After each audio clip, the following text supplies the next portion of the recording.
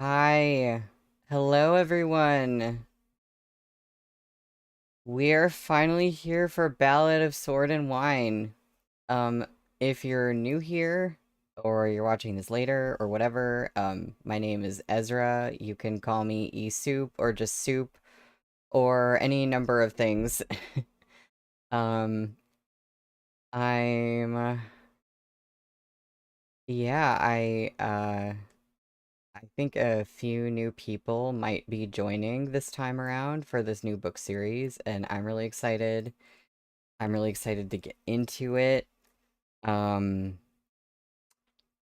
like before starting anything, I just want us to all look at this cover. I really like this cover. It's kind of interesting going for the white background. Like it's almost kind of minimalist in a way, but it looks really nice. Yeah. I'm Rumi, hi. I'm so ready for a new adventure. Yeah, I'm going from one Suto art series to another. Oh, hi Henry. It started late for you. Did I get cut off for anyone else? Um, I just want to make sure because I sometimes YouTube lives are weird with starting late and I don't know. Okay. Okay, cool. That's good. Yeah, the white makes the cover kind of elegant. It does. That is a good point, Elsie. Um, oh, Nina, it started a bit late for you. I don't know if sometimes when you're watching a live, if you get an ad at the beginning, it like cuts off part of the beginning when it finally goes into it. I don't know why they time it like that, but it constantly happens for me. Yeah, the cover is great. Also, I just appreciate this bookmark that I have. It's not very practical because it just kind of like is all dangly when you're trying to read a book, but it's pretty.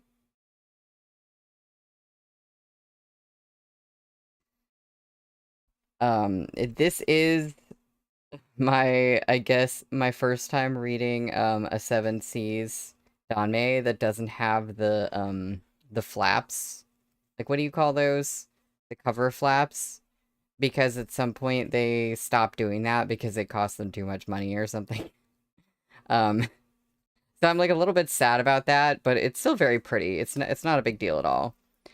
Yeah, the artist who did the art for this cover did also did the art for Remnants of Filth and also for Arha.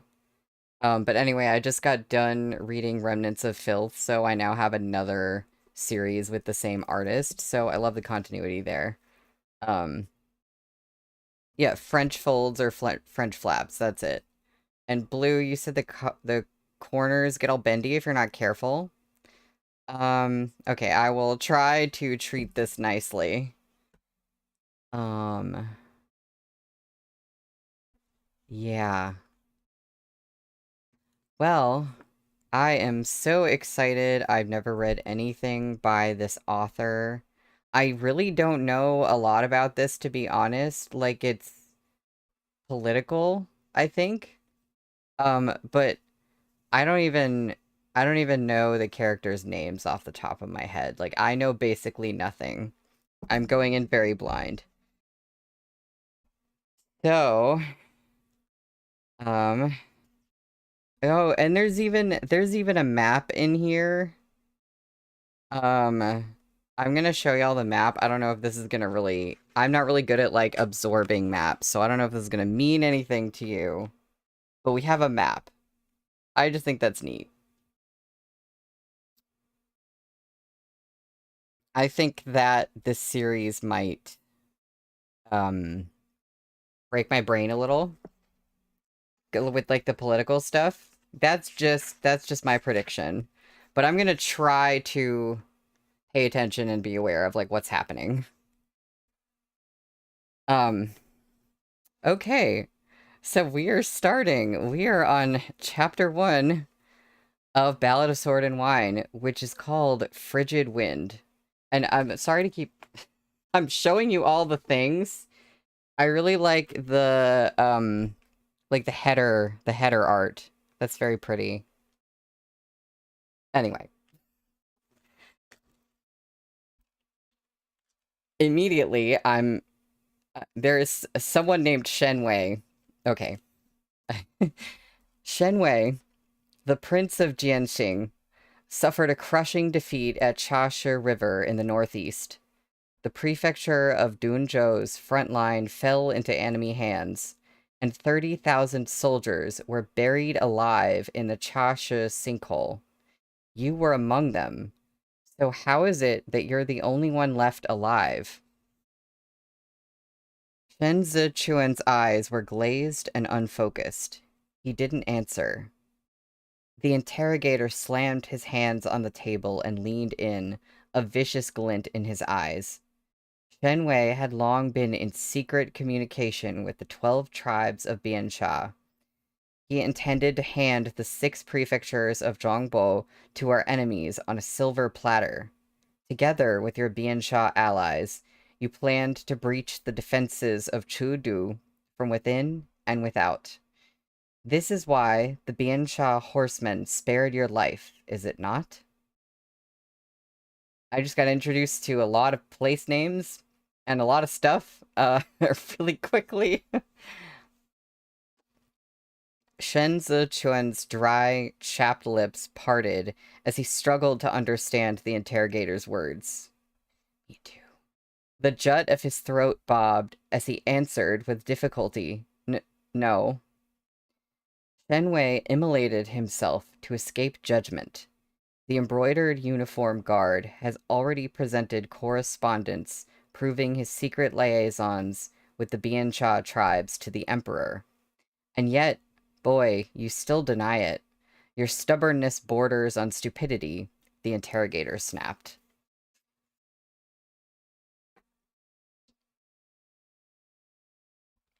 Shen Zichuan's head felt heavy, his mind dazed. He had no idea how long it had been since he'd last slept. He felt as though he was hanging from a single thread thousands of feet in the air. If he negligently let go for so much as an instant, he would plummet to the ground and be smashed to pieces. The interrogator opened Shen Zichuan's written statement and gave it a cursory glance. You said last night you were able to climb out of the Chasha sinkhole alive because your elder brother protected you. Is that so? The scene swam hazily before Shen Zichuan's eyes. The sinkhole was so deep, countless soldiers packed together within. But even as the pile of corpses grew higher and higher beneath their feet, still they could not reach the edge. No matter how they struggled, they couldn't climb out. The Biansha horsemen surrounded the sinkhole, and the whistle of arrows mingled with the frigid night wind. The blood rose up to his calves as the anguished wails and final gasps of the dying crowded close to his ears. Shen Zichuan's breaths came fast and shallow, and he shivered in his seat. He clutched at his hair despite himself, unable to prevent a strangled sob from escaping his throat. You're lying. The interrogator held up the statement and flicked it with a finger. Your brother is Shen Zhouji, the eldest lawful son of the Prince of Jianxing. This brother of yours abandoned 30,000 soldiers before the Chasha sinkhole and attempted to stealthily flee with his own private guards. The Biansha horsemen lassoed him with a rope and dragged him to death on the public road along the Chasha River. He was dead by the time the 12 tribes of Biansha slaughtered those soldiers in the sinkhole. It's impossible for him to have saved you.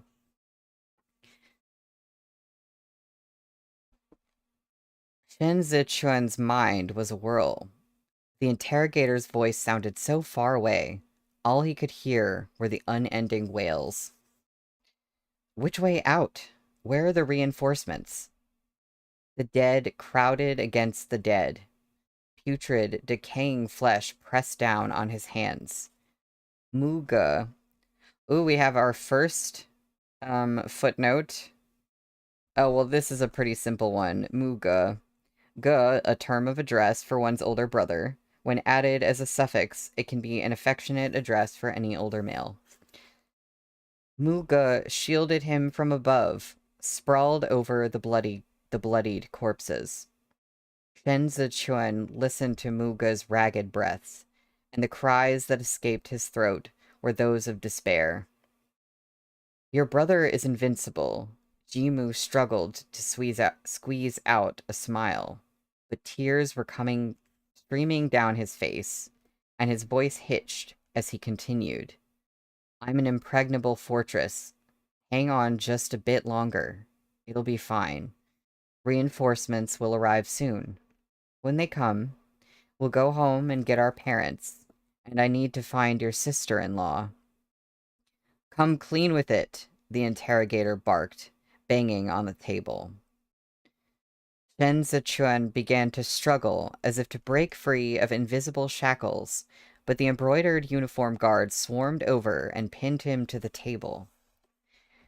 Since you arrived in our imperial prison, I've taken your youth into account and haven't meted out severe punishment. But it seems you don't know what's good for you. Don't blame us if we're ruthless. Men, carry out his punishment.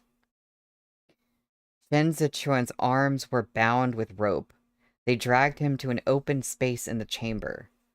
Someone set down a bench with a clatter and tied his legs to it. The burly man beside him lifted his broad wooden staff, hefted it briefly in his hands, and swung it down. I'll ask you one more time. The interrogator brushed at the foam on his tea with the lid of his cup and took a few unhurried sips. Did Shen Wei collude with our enemies and commit treason?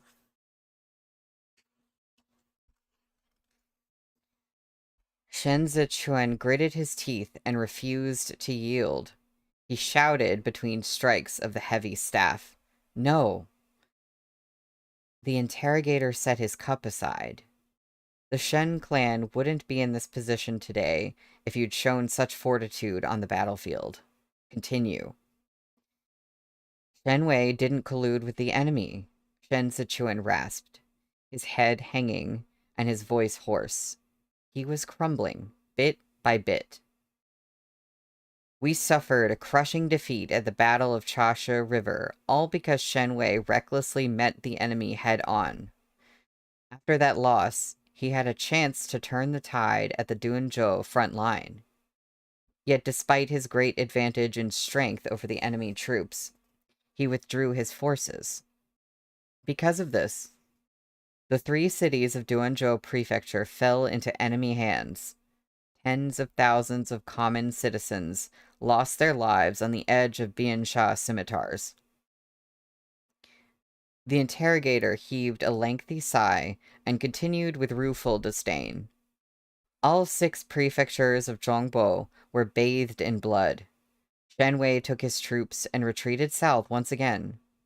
But the battle he fought in Dengzhou Prefecture was the most suspect of all. The Chijun commandery garrison from Qidong had already crossed Tianfei Watchtower to provide assistance. Yet he abandoned this pincer attack. Instead, he mobilized thousands of cavalry to escort his own family to the city of Dancheng. The entire front line at Dengzhou Prefecture collapsed without these troops. Was this not intentional sabotage? If it weren't for the Li Bei armored cavalry racing 3 days and nights to cross the glacial river, the Biansha horsemen would even now be at the gates of Chudu. Shen Zichuan was drenched in cold sweat, his consciousness fading. The interrogator flung the statement at him in contempt, and it slapped against the back of his head. For a second, I thought that was metaphorical, but I think he's flinging the literal, paper with the statement on it. I hope y'all are taking notes. Because yeah, Rumi, what you just said, the places are just flying out of my head. That's how I feel too. I'm not absorbing all of these locations. Rather a dog than a man of Zhongbo, eh? Shenwei is a sinner before Great Zhou. Do you yet deny it? You have no choice but to accept your guilt. Shen Zichun was in agony, half of his body numb. He lay collapsed on the bench, the paper fluttering before his eyes. The ink strokes on it were clear, every character like the humiliating lash of a whip on his face, announcing to the world, Shenwei betrayed his country. He's less than a dog. They had left the 6 prefectures of Zhongbo piled high with bodies. To date, the corpses at the bottom of the Chasha sinkhole remained uncollected. Everyone in the cities of Dunzhou who might have collected them had been massacred. Shenwei had burned himself to his death. It was true. But this debt of blood must be borne by a living person. Shenwei had a harem of wives and concubines who bore him a bounty of sons, but every one of them had perished when the Biansha horsemen entered Dunzhou. Only because Shen Zichun was of low birth, raised far from the family, had he managed to escape with his life. And there's a scene break.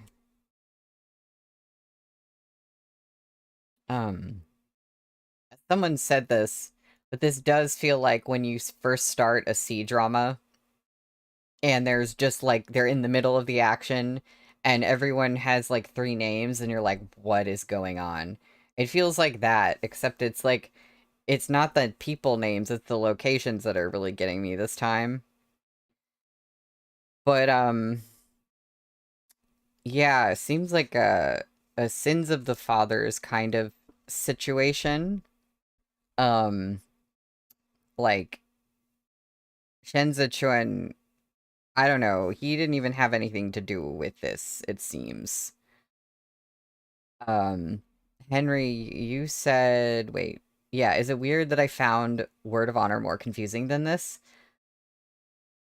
I I understand Word of Honor now, but I've like rewatched it so many times, so I think that doesn't count. So I don't think that's weird. I think it's really confusing at the beginning. Like, because there's the main plot, and then there's like random politics going on, and it's a lot. Yeah. They dragged Shen Zichuan back to his cell, his heels leaving twin trails of blood in their wake. He faced the wall and gazed at the small, narrow window. Outside, the frigid wind howled, and the snow came pelting down. The night, black as pitch, stretched without end. In his head was primal chaos. Amid the cries of the wind, his mind wandered back to the sinkhole. Jimu was dying. His breathing had grown labored. Blood dripped down his armor onto the back of Shen Zichuan's neck, where it quickly turned cold. The wails around him had quieted, leaving only the groans of unendurable pain and the bellows of the biting wind. Hi, Wolf. Thank you for joining. Shen Zichuan lay nose to nose with the dead man whose features were no longer recognizable. His legs were pinned under the weight of human bodies, a shield dug painfully into his ribs. All he could smell as he gasped for air was the thick stench of blood. He gritted his teeth, tears streaming down his face, but he couldn't afford to cry aloud. In despair, he stared down at the face trampled beyond recognition, yet could not tell if this was a soldier he knew. Guh, Shen Zichuan sobbed softly. I'm scared. Jimu's throat bobbed. He gently patted Shen Zichuan's head. It's all right. We'll be okay. Shen Zichuan heard the singing of the soldiers at death's door. The gale tore apart the sound of their songs and sent tattered pieces fluttering away into the frigid night. Battle in the city south. Death within the city north. graveless, left exposed to rot. May the crows feed. And we have another footnote. The 18 Symbol Songs, Battle in the City South, is a UFO poem or folk song from the Han Dynasty about those who have perished on the battlefield. It describes the cruelty of war and expresses the poet's opposition to it, asserting that the common folks are only a sacrifice of war. Guh, Shen Zichuan whispered beneath him. I'll carry you on my back. Guh. Jimu's body was like a bent and broken shield. He smiled and said in a hoarse voice, I can walk on my own. Were you struck by an arrow? No. Jimu's tears had dried up. He said breezily, those Biansha baldies have no aim. Shen Zichuan's fingers were soaked in flesh and blood. He wiped his face with some difficulty. Xinyang made dumplings. There's a footnote for Xinyang. Xinyang, a term of address for the wife of one's shifu or martial master. Xinyang made dumplings. Once we get home, we can eat as many as we like. Jimu sighed. I'm a slow eater. Don't snatch. Shen Zichuan gave a firm nod beneath him. I know, Henry. Xinyang made dumplings. That's so sad. This is just immediately depressing. As soon as you get into the book. The snow gradually blanketed Jimu's body. He seemed very tired. So quiet was his voice, and he hadn't even the strength to move his fingers. The song was sung achingly slow, and when it reached the line, the valiant rider died in the fray, Jimu closed his eyes. I'll give Ge my money, too, to get married, said Shen Zichuan. Ge. Jimu remained silent, as if he were weary of listening to Shen Zichuan speak, and couldn't help but drift off. Shen Zichuan trembled all over. He didn't remember when the Biansha horsemen left, or how he had clawed his way out. When he finally pushed himself up and pulled himself out, it was to dead silence amid the heavy snow.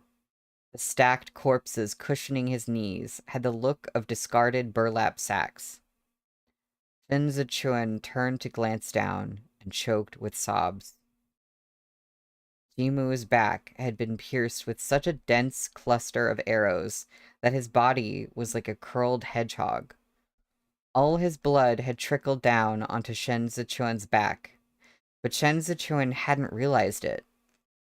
The thunder of horses' hooves came swiftly toward him like the looming storm. Shen Zichuan shivered and jolted violently awake. He felt like retching. But then he realized his wrists had been firmly bound, and a burlap sack filled with soil was pressing down on his body. The sack became heavier and heavier as it crushed his chest. He couldn't make a sound.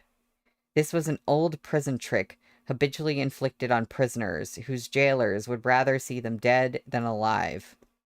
By smothering them with an earth-filled sack, they would leave no trace of injury. Had Shen Zichuan not woken when he did, by daybreak, he would have been but a corpse gone cold. Someone was trying to kill him. Well, that was chapter 1 of QJJ.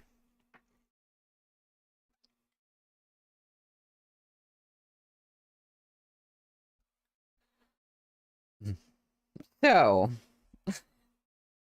that, like, what you just said, Blue, that's a hell of a chapter 1. And we're on chapter 2, which has a lovely title, Death by Flogging. In the gloom of the imperial prison, Shen Zichuan desperately twisted his wrists, but his hands were cold. His lungs were beginning to ache, and the rope was so tight The rope was so tight, it was futile. The sack of earth pressed down on his chest. He felt as if he'd been thrown into a deep pond.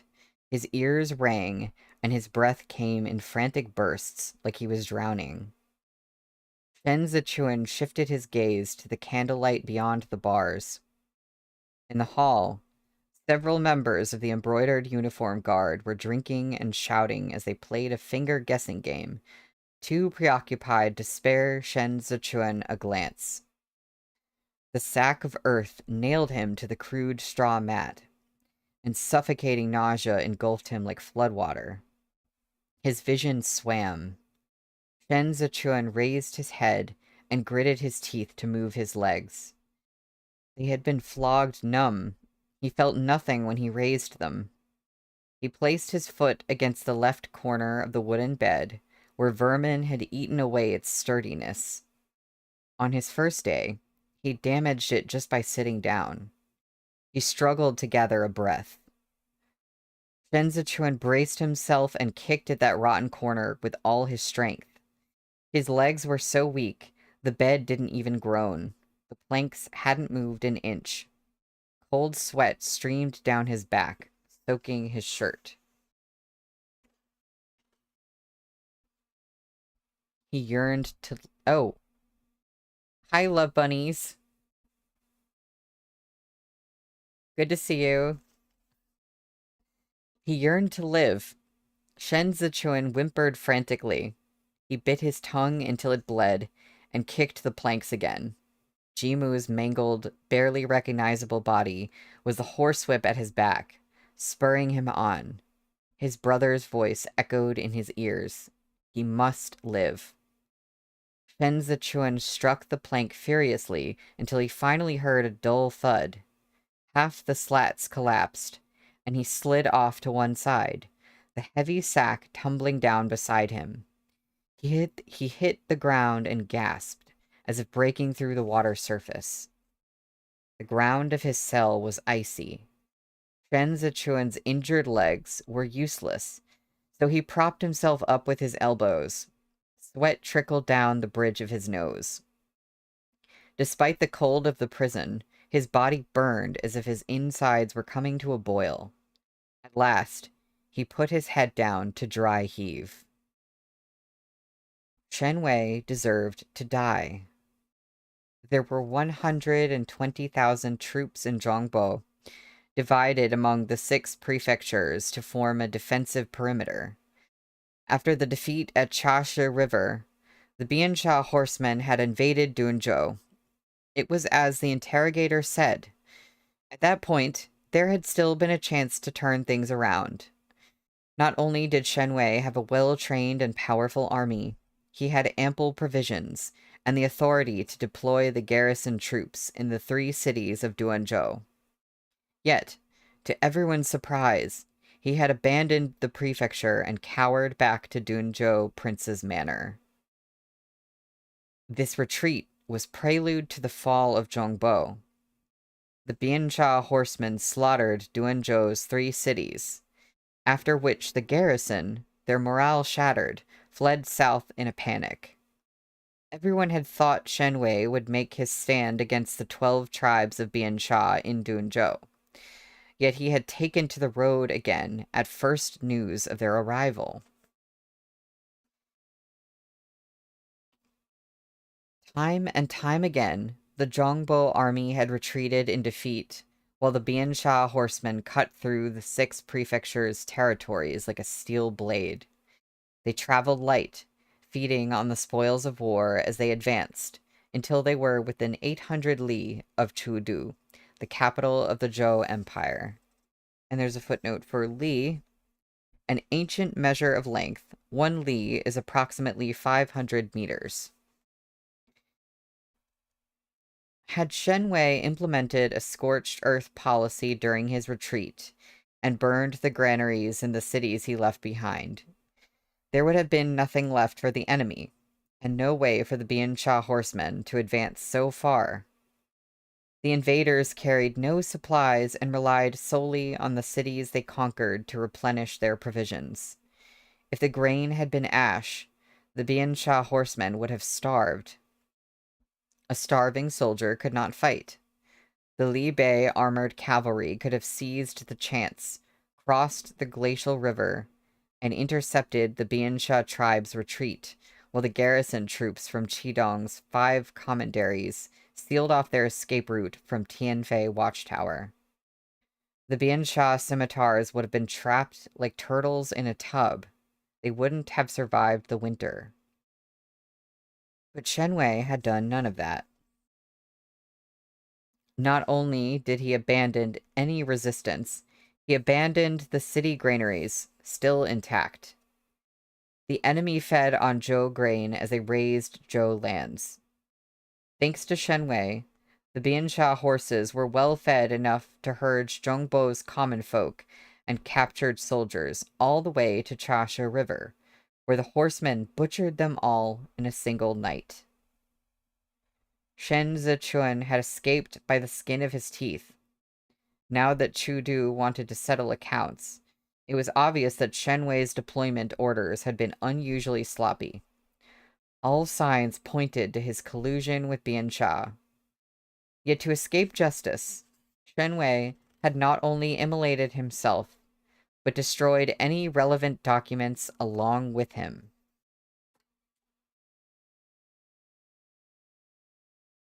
Hi, Aspen.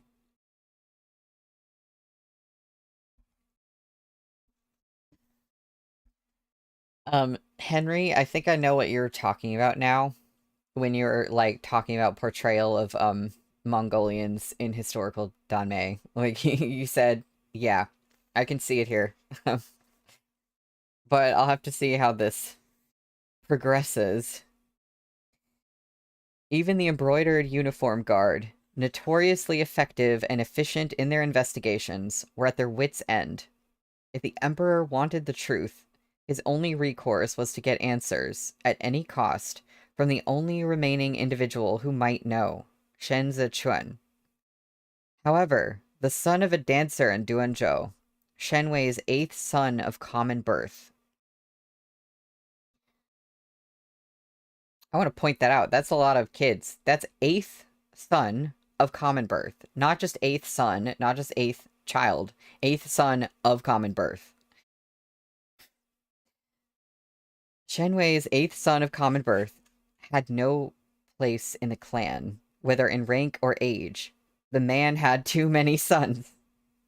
I was saying, Shen Zichuan had been sent away to Duanzhou long ago to fend for himself, and Shenwei had likely forgotten this son's existence. And yet, someone wanted to kill him. It was no secret that many wanted him dead. He had been brought to Chudu as a scapegoat for his father. As the last member of the Shen clan in Zhongbo, he was obligated to pay his father's debts.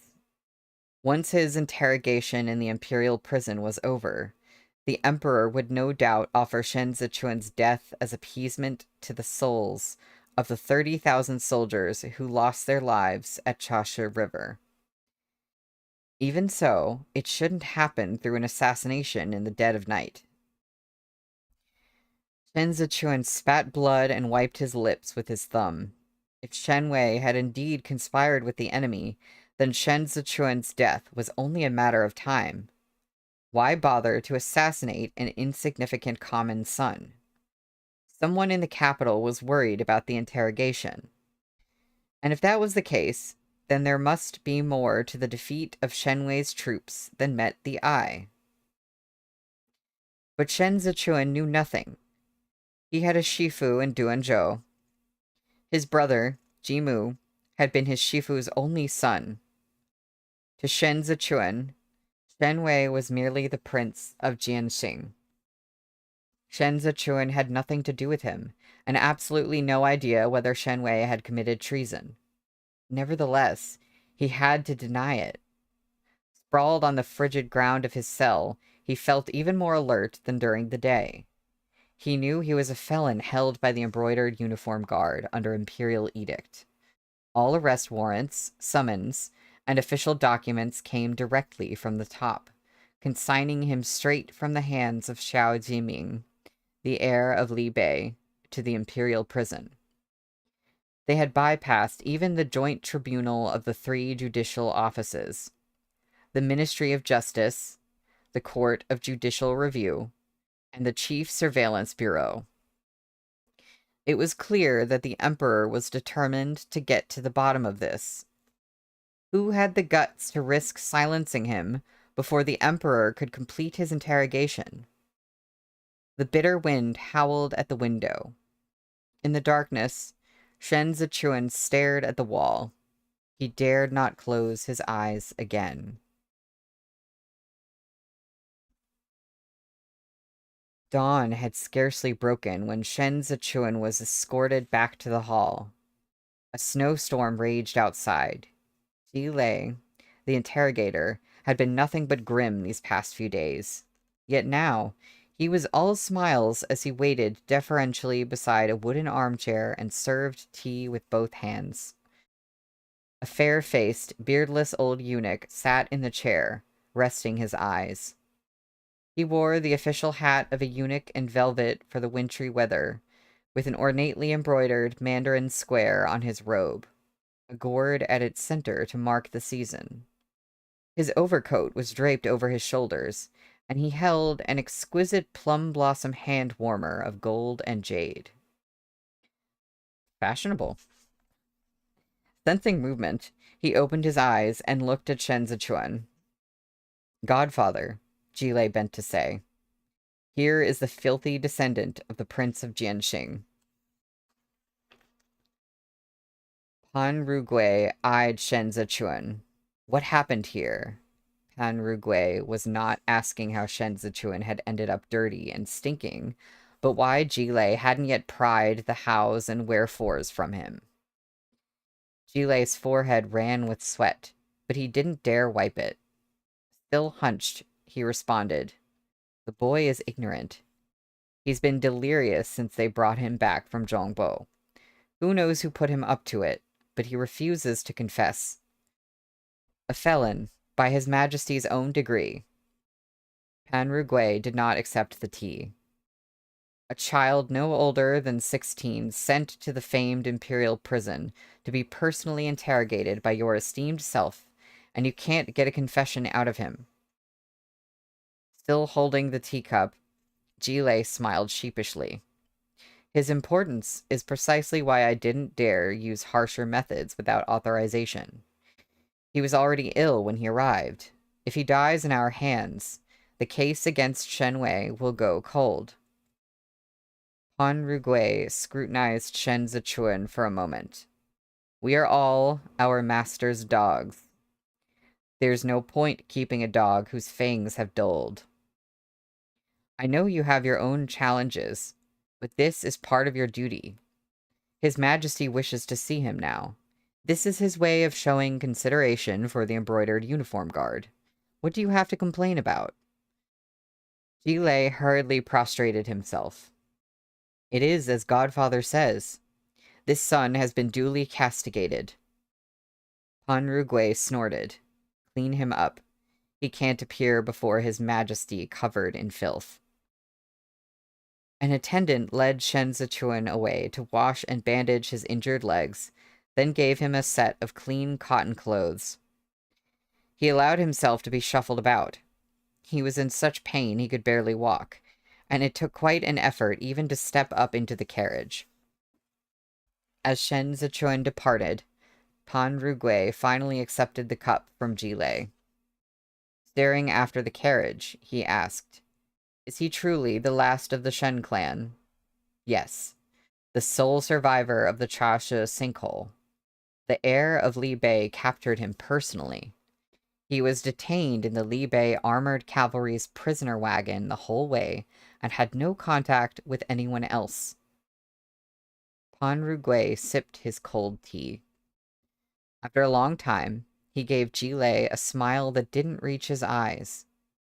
The heir of Li Bei certainly is discreet.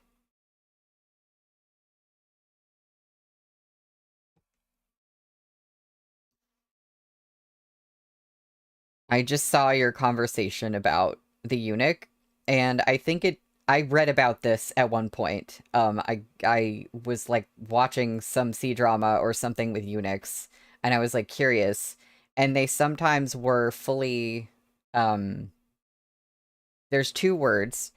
There's like castration, which is, we know what that one is. And then apparently they literally call it emasculation. They remove everything. And they did that during like some time periods for Chinese court eunuchs, but they didn't always do that. So, fun fact. Also, if I remember correctly, the last living Chinese eunuch like died in I swear it was 1993. And I remember that because that's the year I was born. And I was like, what? So a lot more recent than what I could have ever expected. Anyway, back to the book. I gotta look it up again later, but I swear that is what I read. Shen Zichuan stepped down from the carriage and let the guards hustle him down a long path. The heavy snow blew into his face, and the eunuch leading the way hurried along without any unnecessary chatter. When Pan Rugui arrived before Mingli Hall, his arrival had already been announced. The junior eunuch waiting under the eaves stepped forward and took Pan Rugui's overcoat, helped him shrug on his outer robe, and took over the hand warmer. Pan Rugui kowtowed by the door and said, "Your Majesty, this lowly servant has brought the boy." There was a pause. A low, unhurried voice rang out. "Bring him in." Shen Zichuan's breath hitched, but they were already dragging him inside. Though there was incense burning, it wasn't stifling. He heard intermittent coughs and caught a glimpse of feet lined up on both sides of the hall. The Qiang Emperor was dressed in a deep blue day robe that couldn't hide his frailty. Illness had constantly plagued him in the 3 years since he had ascended the throne. His pallid complexion made his oblong face look all the more gentle and delicate. Jile has been trying him for several days now. The Qiang Emperor glanced at Jile, who was kneeling at the back of the hall. "Have you discovered the truth?" Jile kowtowed. "To answer your Majesty, this boy's words are incoherent, and his story is full of holes. Nothing he said can be believed. All of his words are contradictory." "Present his testimony," the Emperor commanded. Jile produced a written statement from within his robe and handed it respectfully to Pan Rugui, who in turn hurried forward to present it to the Emperor with all due reverence. The Qiang Emperor read it through. When he reached the part about the Chasha sinkhole, he covered his mouth and began to cough. He refused to let Pan Rugui help him. Instead, he wiped the blood from his lips himself with the handkerchief. 30,000 soldiers lost their lives in that sinkhole, he said solemnly. Had Shenwei lived, he would have suffered the wrath of all. Shen Zichuan closed his eyes as his heart began to pound. He already knew what was coming. "Raise your head." His breathing quickened. His palms braced against the door were numb. Shen Zichuan raised his head slowly, his eyes carefully landing on the Qiang Emperor's boots. The Emperor looked down at him. As Shenwei's son, and the sole survivor of the Chasha sinkhole, what do you have to say? Shen Zichuan's eyes grew red at the rims. He shivered with wordless sobs. The Emperor's expression never changed. "Speak." As Shen Zichuan raised his head, tears rolled down his cheeks. He glanced up for a fleeting moment, then kowtowed hard again, his shoulders shaking as the sobs rose in his throat. "Your Majesty, your Majesty, my father was devoted to the nation and his countrymen in Zhongbo. He was too ashamed to face them after his losses on the battlefield. That's why he set himself on fire, to atone." What nonsense, the emperor barked. If he was devoted to the nation, why did he retreat time and time again? Shen Zichuan's voice was hoarse from weeping. My father sent all his sons into the field. My eldest brother, Shen Zhouji, was tortured to death by the Biansha rider who dragged him behind his horse along the Chasha public road. If it were not for undivided loyalty, why risk his own heir? You dare bring up Chasha. Shen Zhouji fled from the front lines. His crime is unpardonable. Shen Zichuan looked up at the emperor, tears leaving tracks down his cheeks. The battle at Chasha was a bloodbath, he rasped. My elder brother might be incompetent, but he defended Chasha for 3 days. In those 3 days, vital intelligence was able to reach Qidong and Libei. If it weren't for those 3 days, he was so choked with emotion he couldn't go on. The emperor reread the statement in his hand. The hall was quiet, save for the sound of Shen Zichuan's sobs. In the interminable silence, Shen Zichuan dug his fingernails into flesh. Abruptly, the emperor let out a long sigh. Did Shen Wei collude with the enemy? Never. Shen Zichuan's voice was resolute. The emperor set down the statement and declared in a voice that had gone frigid. This cunning boy attempts to deceive his sovereign. He must not be allowed to live. Panru Gui, have him flogged to death at Duancheng Gate. Yes, your majesty. Panru Gui immediately bowed and retreated. Shen Zichuan went cold, as if doused with a basin of icy water. Struggle as he might, it was useless. The guards clamped his mouth shut as they dragged him out of Mingli Hall.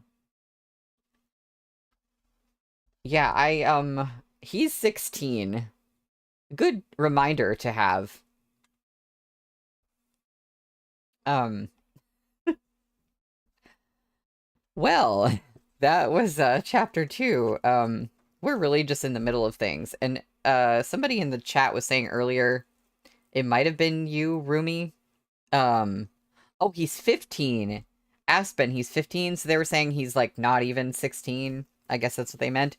Wow, well, even worse. Um, Rumi, I think you were saying that like the way this is written, you feel like you're experiencing it or you're like right in it. And it does have that feeling of like the confusion of like being interrogated. That I think that came across really well. And also just straight up confusion because we don't know what's going on. But like in a way, neither does Shen Zichuan. Um, it's a tiny bit early, but I'm gonna go ahead and take a 5 to 10 minute break before chapter 3. When we come back, yeah, we're reading chapter 3, which is called Raptor. I'm gonna assume raptor is in like the type of bird that you might call a raptor. Um, but yeah, I will be back in just a bit.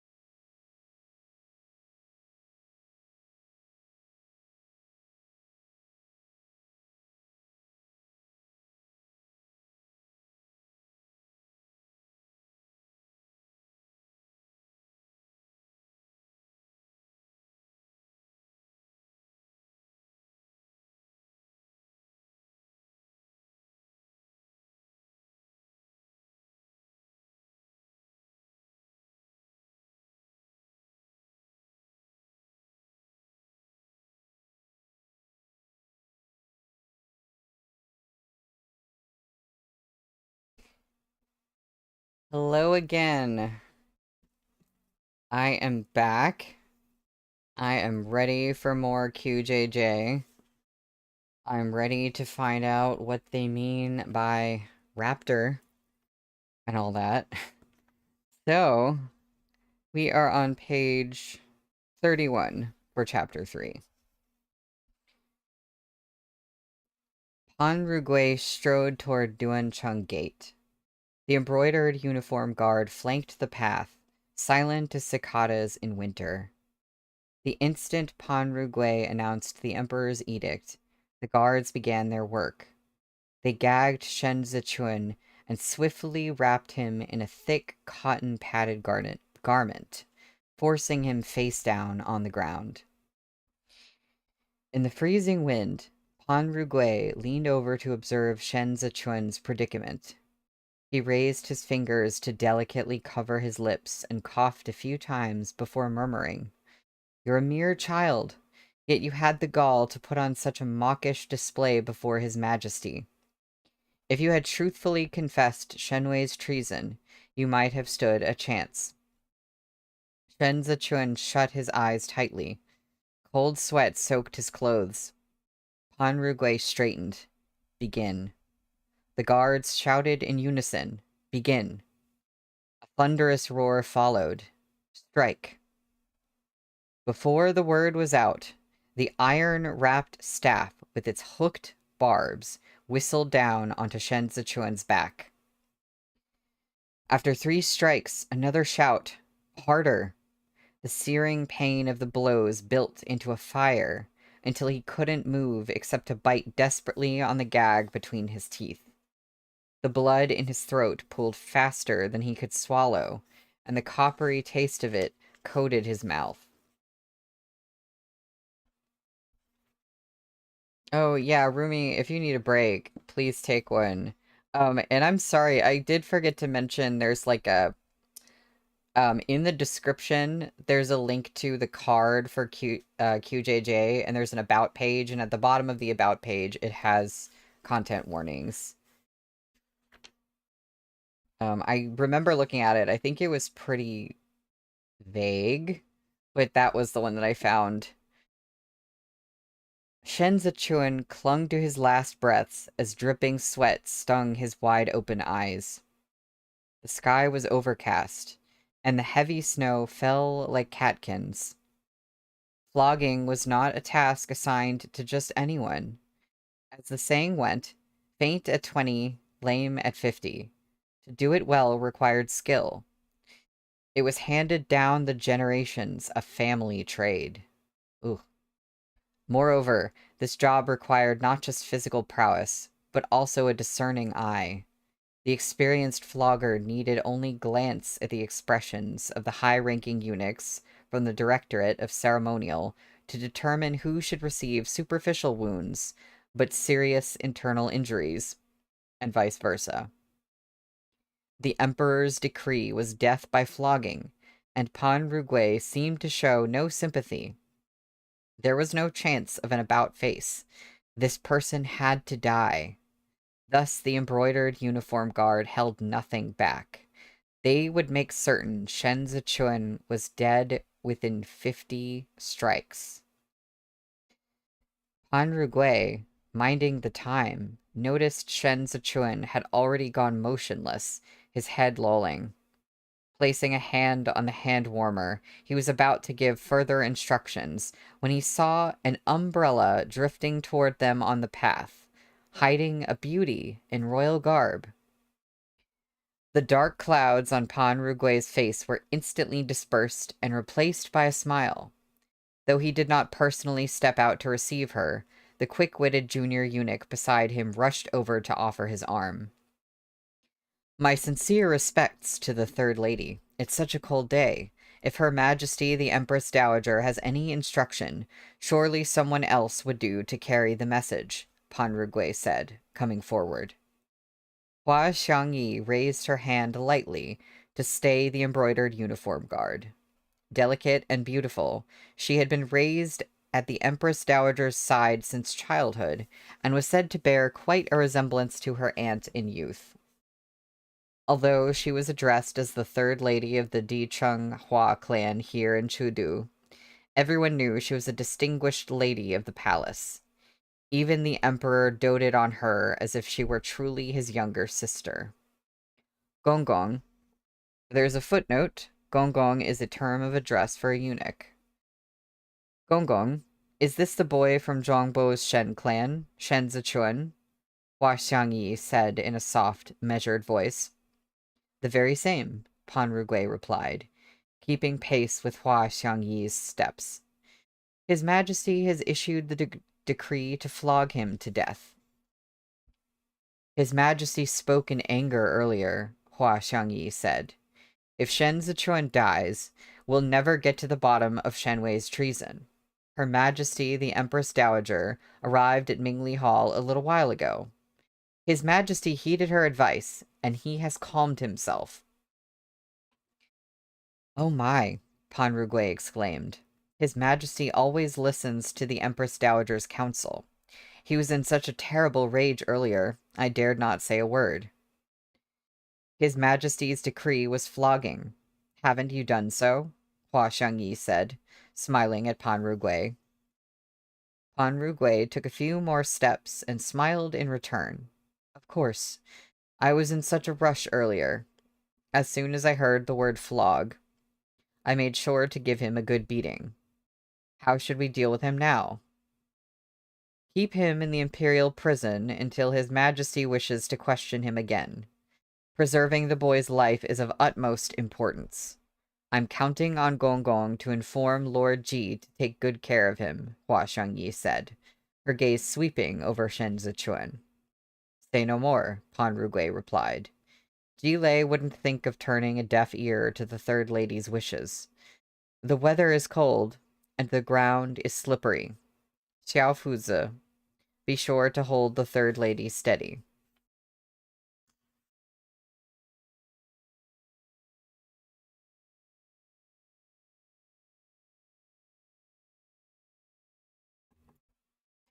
The moment Hua Xiangyi had gone, Pan Rugui turned to the 2 rows of guards.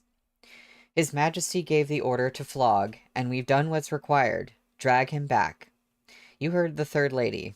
It is the Empress Dowager's wish. Tell Ji Lei, everyone with a hand in this case is leagues above his level. If something happens to the boy on his watch, Pan Rugui coughed once. Even the Jade Emperor himself couldn't save him. Xiao Fuzi returned to support Pan Rugui by the arm. The long stretch of road was empty, but still he furtively whispered, Lao Zuzong. There's a footnote for Zuzong, or Lao Zuzong. Lao Zuzong, literally old ancestor, an intimate and respectful term of address from a junior eunuch to a more senior eunuch. If we let him go like this, will His Majesty not blame us later? His Majesty knows in his heart that the blame does not lie with us, Pan Rugui said, pacing through the snow. Snowflakes squeezed their way under his fur collar. A promise is worth 1,000 gold. A sovereign reneging on his word does not bode well. His Majesty has suffered another bout of illness from the stress of the Bian Sha invasion. He will accede to anything the Empress Dowager asks these days. To please her, the Emperor is even considering elevating the third lady to a princess, never mind sparing one man's life. Han Rugui looked over at Xiao Fuzi. And when have you ever seen the Empress Dowager change her orders? In every case, the real master was the one who stood by their word.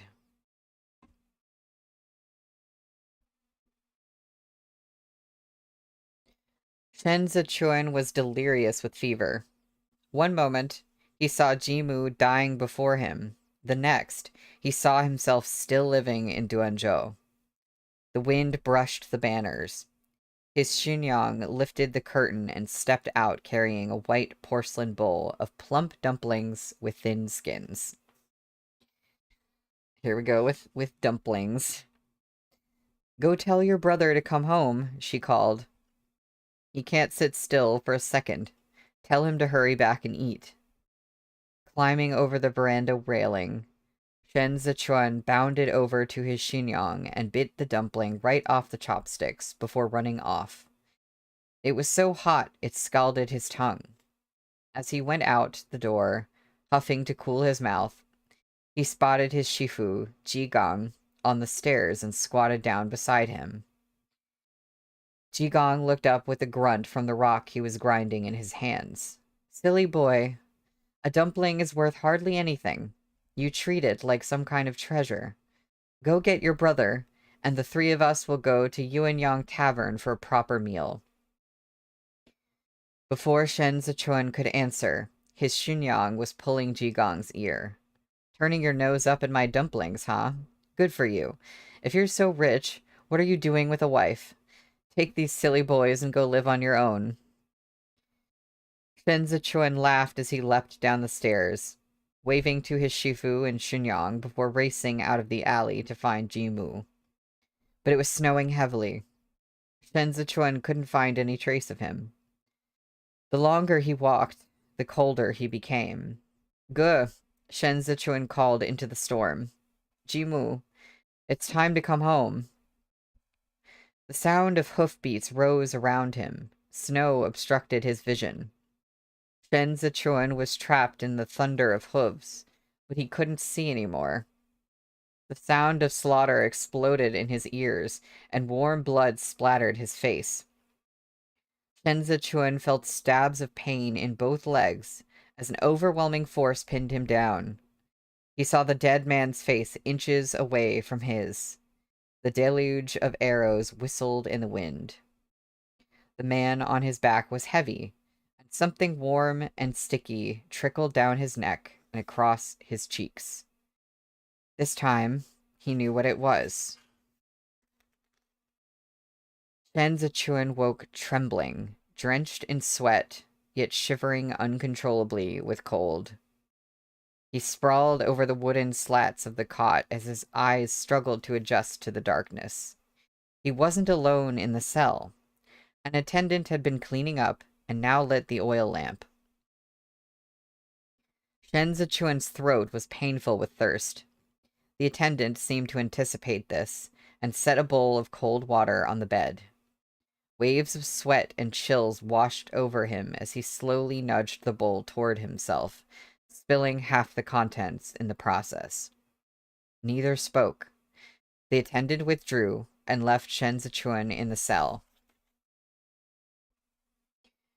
He slipped in and out of consciousness. The night dragged on without end. No matter how long he waited, dawn never came. When the attendant again came to change Shen Zichuan's bandages, his mind was clearer. Jilei looked at him through the bars and said coldly, "You're one lucky bastard. A scourge truly never dies. The Empress Dowager spared your life. I suppose you don't know why." Shen Zichuan lowered his head and kept still. "I know your Shifu is Ji Gang, the outcast of the land," Jilei said. "We were fellow disciples 20 years ago and served together in the embroidered uniform guard here in Chudu. You probably don't know, but he was once a vice commander of the guard and a third-rank official. I'm trained in the same Ji-style boxing he practiced." Shen Zichuan raised his head and looked at Jilei, who opened the door of the cell and waited for the attendant to leave. Once they were alone, Jilei sat at the edge of Shen Zichuan's bed. Later, he got into trouble bad enough to warrant losing his head. But the late emperor was benevolent and spared his life, just banished him beyond the pass. Jilei propped his elbows on his knees and grinned at Shen Zichuan from the shadows. "Your Shifu is no talented man. He's just a worthless wretch with good luck. You know how he survived? Just like you did. Because of your Xinjiang. You probably don't even know who she really is. Her name is Hua Pingting, from the same Hua clan of Di Cheng that produced the current Empress Dowager. It was for your Xinjiang's sake that the Empress Dowager spared your life today. Jilei leaned in and whispered, but who'd have known your Xinyang already met her end in the chaos of the attack? Jigong really is a worthless wretch. To lose his father 20 years ago, then lose his wife and son now. Do you know who's to blame? You know better than anyone. The culprit is Shen Wei. Shen Zichuan's breath hitched. Shen Wei abandoned the defensive line at Chasha River. He allowed the Biansha horsemen in. A scimitar slit your Xinyang's throat, but what she suffered before her last breath would make Jigong wish he died instead. He continued mercilessly. Duanzhou fell into enemy hands. You said your brother saved you. Jilei sat up and studied the back of his hand. Jimu, huh? Jigong raised you, and Jimu was your older brother. Jigong's only son, the only continuation of Jigong's bloodline, and the Ji clan's only descendant. But because of Shen Wei, because of you, he's dead too. That doesn't follow. Like, what did Shen Zichuan actually do? Pierced by 1,000 arrows, his remains pierced by 1,000 arrows, his remains forgotten in the sinkhole, humiliated and trampled under the hooves of Biansha horses. If Jigong's still alive, I wonder how he felt as he collected his son's body. Shen Zichuan surged up, but Jilei easily shoved him back down and held him there. Shen Wei colluded with the enemy and betrayed his country. That is a debt you must shoulder. When you plead for your life today, know that countless ghosts of Zhongbo are wailing for justice. When you dream tonight, seek your Xinyang and your Shifu among the dead. You might be alive, but it's a life more agonizing than death. Can you forgive Shen Wei for all this? If you exonerate him, then you'll be letting your Shifu and his entire family down. Jigong raised and nurtured you. How could you disgrace him with such a disloyal and unfilial act? Besides, even if you drag out a feeble existence, not a soul in this world will pity you. Now that you're in Chudu, you've become Shen Wei. The rage of the common folk cannot be quelled. Countless people hate you to the core. Your death is a foregone conclusion. Rather than dying for nothing, why not speak frankly to His Majesty and come clean about Shen Wei's crimes? It would comfort your Shifu's departed spirit. He suddenly stopped. Shen Zichuan, still pinned to the wooden bed, smiled up at him, his deathly pallor gone frostier still. Shen Wei did not collude with the enemy. Shen Zichuan bit each word out through clenched teeth. Shen Wei never colluded with the enemy. Jilei lifted Shen Zichuan from the bed and slammed him against the wall. Bits of earth and dust rained down, and the impact was enough to set Shen Zichuan coughing. There are so many ways to kill you, Jilei said. Unappreciative little bastard. You managed to escape death by the skin of your teeth. Do you think you can survive past today? He kicked the cell door open and dragged Shen Zichuan into the hall. I'm impartial in my duties and serve at the pleasure of the Empress Dowager. But there are plenty in Great Zhou who can do as they please without consequence. If you're so hopelessly foolish, I'll honor your wishes. You want to die so badly? Well, someone's here to kill you. The city gates of Chudu opened wide, and a line of pitch-black armored cavalry stormed through like rolling thunder. Jilei dragged Shen Zichuan along the main road to meet them. The embroidered uniform guards scattered, and the packed crowd parted to make way for the horses. A Libe gerfalcon circled overhead as the clang of armor reverberated in Shen Zichuan's chest. All right, pause. We have like fantasy elements. A gerfalcon? I don't know what that is. Gerfalcon. Is that like a regular falcon or is that like okay, wait. No. It's not gerfalcons are real. Oh my god. I thought it was like something similar to a griffin kind of thing. Just for some reason the name was making me think that. Okay, it's a real bird. Never mind everything I just said. Okay. It's a real bird. It's a falcon. It is indeed a raptor. A Libe gerfalcon circled overhead as the clang of armor reverberated in Shen Zichuan's chest. The rumble of hooves drew nearer. He opened his eyes and saw the horse in the lead charging straight for him. The steed beneath the heavy armor was a ferocious beast, puffing out hot clouds of air. It skidded to a stop just as it threatened to crash into them and reared back dangerously. Before its front hooves hit the ground, its rider had already leapt off. Jilei stepped forward, calling, "Welcome, Xiao." The rider didn't spare Jilei a glance. He marched straight up to Shen Zichuan, who barely had time to shift his shackles before the rider kicked him square in the chest, swift as lightning. The kick was so powerful, he had no chance to steel himself. The impact sent him tumbling. Shen Zichuan opened his mouth and vomited until nothing was left but blood.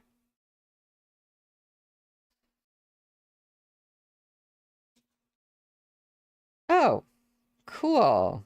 There's, we have an image. Not of him in the process of being kicked, which I'm thankful for. I'm thankful it's not that, but still, we have an image. Rumi, why do I feel like this man is the other half of our leads? I mean, yeah, we could have a, enemies to lovers situation. I don't know. Yeah. Um, so all anyone has done this whole book so far, except for like, his Xinjiang, like everyone has just been horrible to a 15-year-old.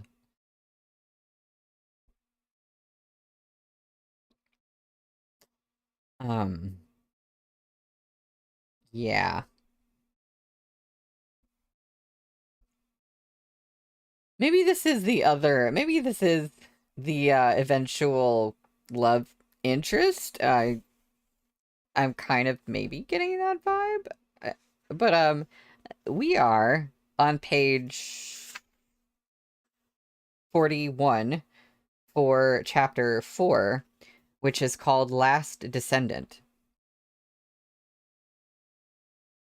Shen Zichuan watched a pair of soldier's boots crush snow underfoot as the stranger approached. When he was close enough, he nudged Shen Zichuan's face up with a toe, tainting the leather with blood. "Shenwei is your old man." The voice was muffled beneath the helmet. Crimson seeped through Shen Zichuan's clenched teeth despite his best effort to keep it in. Even when he pressed his hands over his mouth, he couldn't hide it. He didn't answer. The stranger looked down at him. "I asked you a question." Shen Zichuan lowered his head with a muttered affirmative, mouth filled with blood. "He's the 8th son of Shen Wei," Jilei offered, seeing an opening. "His name is Shen." The stranger removed his helmet, revealing a youthful face. The Gur falcon wheeling overhead came to land on his shoulder, its wings scattering a puff of fine snow. Okay, that's very cool. He looked at Shen Zichuan as if looking at a pair of worn-out shoes. It was hard to tell if his gaze contained disdain or loathing, but it was as frigid and cutting as a blade. Shen Zichuan didn't know him, but he recognized the Li Bei armored cavalry. When Shen Wei had fled pathetically westward, Zhou became Zhang Bo's last line of defense. The Li Bei armored cavalry had sped south, and the heir of Li Bei, Shizi, Shizi Xiao Jiming, there's a footnote for Shizi, a title for the heir apparent of a feudal prince. Can I speak?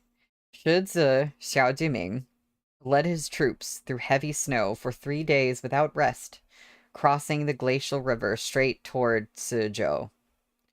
To the astonishment of all, Shen Wei failed to defend Suzhou, and Li Bei's troops had found themselves besieged. If Xiao Jiming hadn't had reinforcements on the way, it would have ended in another bloodbath. Li Bei had loathed the Shen clan of Zhongbo since that day. This youth was not Xiao Jiming, but he had a gerfalcon on his shoulder and rode freely in Chudu. He could only be the prince of Li Bei's youngest son and Xiao Jiming's brother, Xiao Qiye. And I do remember seeing this name now. So he is, I think, one of the couple, I think. That name, it, like, might be literally the only thing that I recognize, like, that I knew before starting to read this. Jile had a mind to fan the flames, but seeing Deputy General Zhao Hui looming behind Xiao Qiye, he kept his mouth shut. Xiao Qiye tossed his helmet to Zhao Hui. His lips curled into a smile, and that razor-sharp gaze dissolved like melting ice. A frivolous temperament settled over him like a cloak. Under it, his armor suddenly seemed out of place. Your Excellency. The young man threw his arm around Jilei's shoulders. I've kept you waiting. It's been 2 years since we last met. You've become so distant, our Gongzi. Jilei met Xiao Qiye's eyes, and they both laughed. I'm carrying a blade, see? I'm pretty much half a soldier now, Xiao Qiye said, pointing down to the scabbard at his belt. Jilei seemed to notice it for the first time. An excellent blade. He chuckled along with Xiao Qiye. It must have been a rough journey, coming all this way to the royal rescue. Let's have a drink tonight after you report to His Majesty.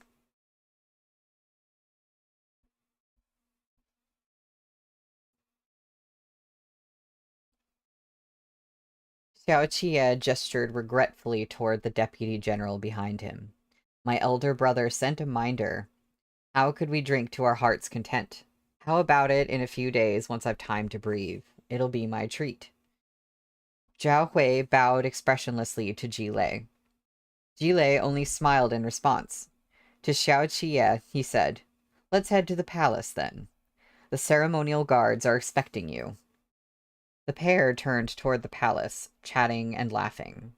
Zhao Hui followed, casting a long look at Shen Zichun as he went. The embroidered uniform guard nearby caught the hint. They hauled Shen Zichun back to the prison. Jilei watched Xiao Qie all the way until he entered the palace. The moment he was alone with his men, he spat indignantly at the ground. The genial smile dropped, leaving only a sneer. This ruffian was usually so impudent and rash. It would be no surprise if he killed a man.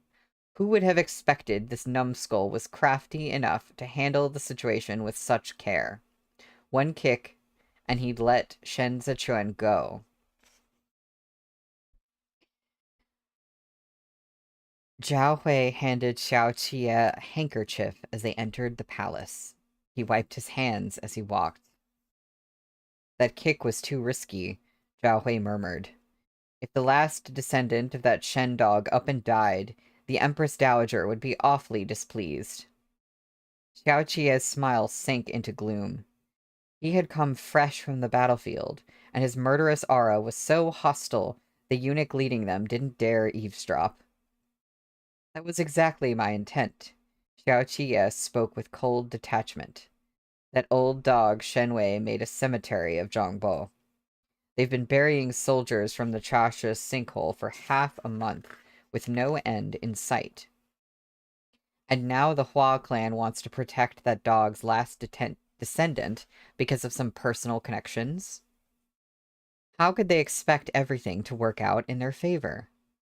Besides, my brother rode thousands of miles to come to the capital's aid. There are no greater honors left to bestow on him. Li Bei is at the peak of its glory. It has become a very long thorn in the Empress Dowager's side. As my master, the Shizi, often says, the moon waxes only to wane, Zhao Hui said. The reward from Chudu this time is most likely a Hongmen banquet. Every dancer secretly brandishing a sword. And there is a footnote. Hongmen banquet, a banquet set up with the aim of murdering the guest, refers to a famous episode in 206 BC when future Han Emperor Liu Bang escaped an attempted murder by his rival, Xiang Yu, during a sword dance at a feast held in his honor. Our main forces are camped 30 miles from here, but the eyes and ears of noble families are around every corner in the city. Now is not the time to be impulsive, Gongzi. Xiao Qie tossed the handkerchief back to Zhao Hui. Got it. So, Chinese red wedding type of thing. Yeah, Blue and Rumi, you have kind of the same idea. Henry, glad to know that Danmei murder banquet has a historical precedent. That makes a lot of sense.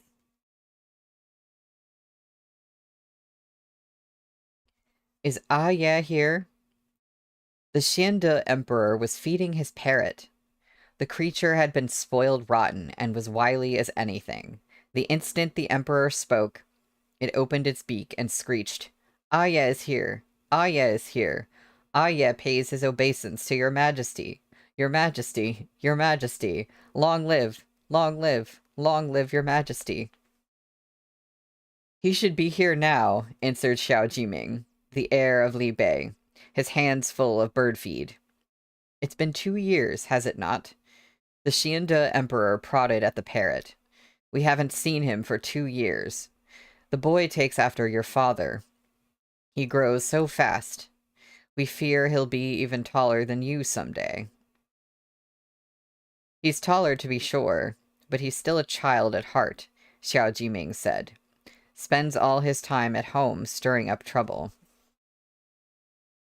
The emperor was about to say more when the coughing took him again. Pan Rugui held out a cup of tea, and the emperor took a sip to soothe his throat. Before he could continue, a eunuch announced Xiao Qie's arrival. Come in. The Xiande emperor lowered himself into his chair and leaned against an armrest. Come in. Let us have a look at you. The palace eunuch drew aside the curtain, and Xiao Qie strode across the threshold, bringing the winter chill with him as he kowtowed before the emperor. A fine lad you are, almighty in your armor, the emperor said with a smile. We heard that when the Bian Sha troops raided our roads and relay stations at the frontier, you showed your prowess and captured several alive. Isn't that so? Xiao Qie laughed. Your Majesty flatters me. I did catch a few, but they were all small fry. The year before last, the 12 tribes of Bian Sha had launched a raid on the food supply route north of the pass. It had been Xiao Qie's first time leading troops in battle, and he'd received a thrashing from those Bian Sha baldies. I swear, I've seen this twice now, and my brain wants to read Bian Sha baddies. And that is not what that says.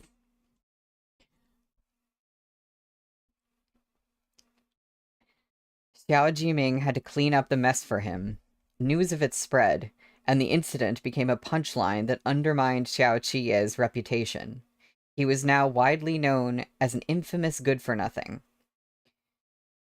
Seeing him so dismissive, the Xiande emperor's tone softened. You are young. Just to ride a horse while brandishing a spear is no small skill in itself. Your elder brother is one of our nation's 4 great generals. Surely he regularly instructs you on military tactics. Jiming, we can see that Ye is motivated. You mustn't be too hard on him. Xiao Jiming solemnly promised.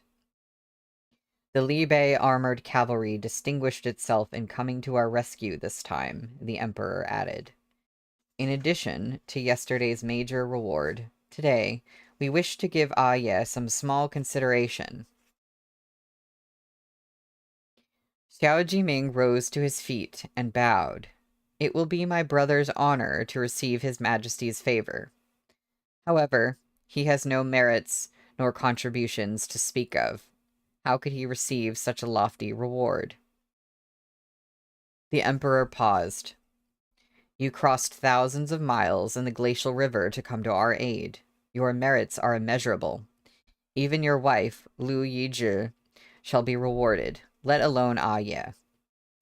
Turning to Xiao Qiye, he said, Li Bei is a frontier of great strategic importance. You are young, Ye. Surely you will find Li Bei dreary if you remain there long. We wish for you to come to Chudu and take up a post as the carefree commander of the imperial regalia. What say you? Xiao Qiye had knelt motionless all this time. Now he raised his head.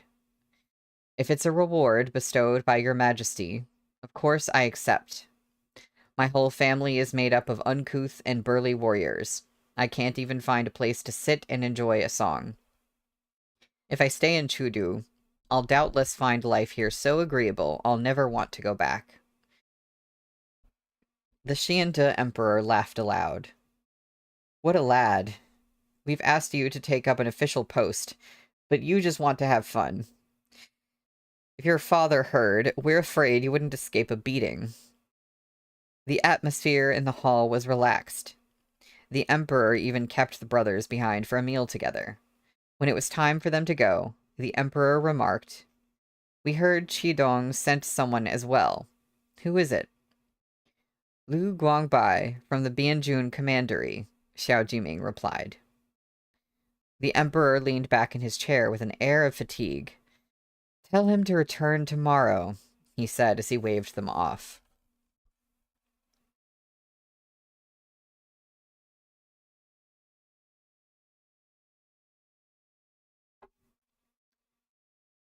Oh, thank you, Nina.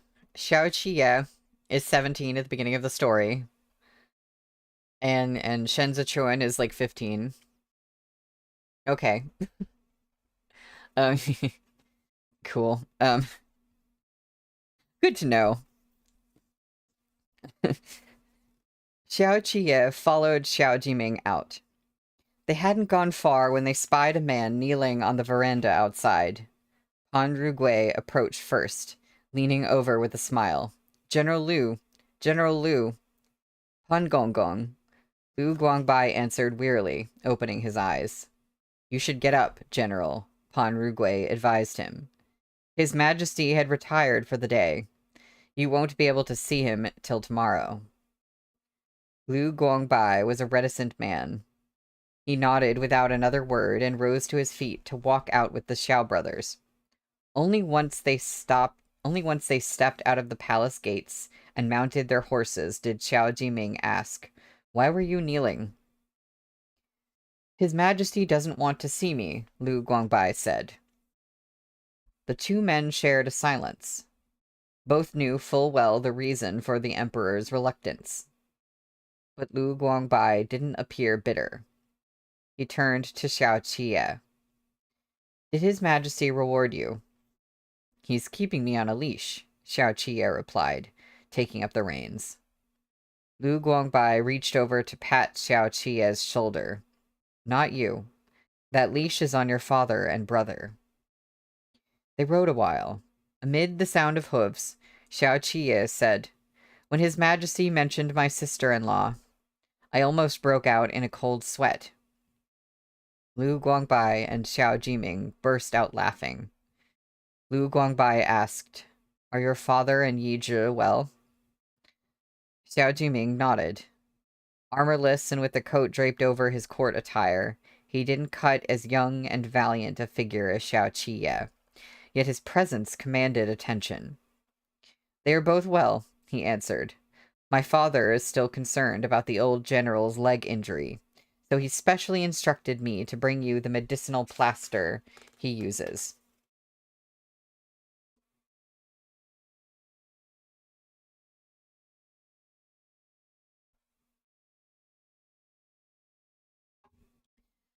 "Yija is well, too. She's missed you all very much since being with child, and wrote many letters that I brought along.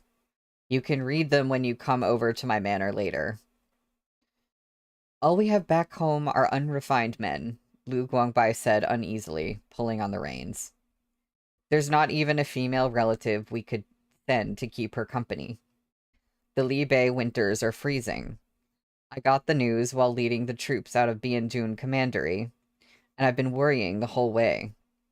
"Yeah," Xiao Qiye turned to them. "When my brother was trapped in Suzhou and the situation was dire, he told me not to write home in case it made my sister-in-law anxious. The conflict broke out so abruptly, they didn't find out about her condition until after he'd left."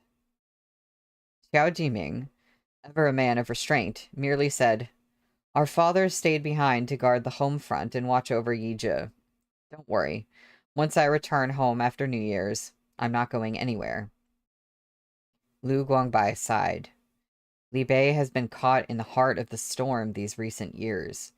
You have to think twice every time you dispatch troops. This time, we have only Shen Wei to blame for turning tail without a fight and leaving that rotten mess. When my troops rode past the Chashi sinkhole, the blood on the ground lapped at the horse's hooves. He knew he couldn't escape capital punishment, so he burned himself to death. Still, there's something off about the whole business. Jiming, you captured his son and brought him to the capital. Did you notice anything amiss?" Shen Wei always attached great importance to the distinction between lawful and common birth, Xiao Jiming said, drawing his overcoat shut against the wind. "The boy was his 8th common son, born to a mother whose family had no connections. He was abandoned to be raised in Duanzhou. It's obvious that he had no access to inside information. Yet there must be a reason why His Majesty places such importance on the boy." "Public wrath is hard to quell," Xiao Qiye said, putting on his helmet. His Majesty personally handed command of the Zhongbo garrisons to Shen Wei. After this debacle, someone's head needs to roll as proof of his impartiality. However, the one with real executive power in the Zhou Empire was not the emperor, but the Empress Dowager, who held her own court behind painted screens. With the situation at a stalemate, the eyes of the nation were on Shen Zichuan. If he pled guilty and died swiftly, all would be well. If not, he was doomed to become a thorn in the emperor's side. The Xiao clan of Li Bei was at the peak of their prestige. Even the Qi clan, who led the Qidong territories, had to give way to them, and Lu Guangbai, the leader of Qidong's Bianjun commandery, was Xiao Jiming's brother-in-law. Xiao Jiming, lauded as the Iron Horse on river ice, one of the 4 great generals, could mobilize the Li Bei armored cavalry at any time and count on his wife's family to deploy the Bianjun garrison troops. How could the emperor in Shudu not be wary of him? "The Empress Dowager insists on preserving his life." Lu Guangbai pursed his thin lips. "She's gunning to raise a jackal who can rightfully reclaim Zhongbo, yet is submissive enough to eat from her hand. When the time comes, he could help her consolidate power from within while keeping Li Bei in check from without. A dangerous liability. Jiming, this boy must not live." As they rode into the gale, snow sliced across their cheeks like knives. They lapsed into silence. Zhao Hui, who'd been quiet behind them, urged his horse forward. Gongzi kicked him right in the chest, almost as hard as he could. I saw how shallow his breathing was, and how his wounds bled when he fell. Zhao Hui molded over, yet he did not die. After days of the trial and of flogging, his life was already hanging by a thread, said Xiao Qiye, riding crop in hand. My kick was meant to kill.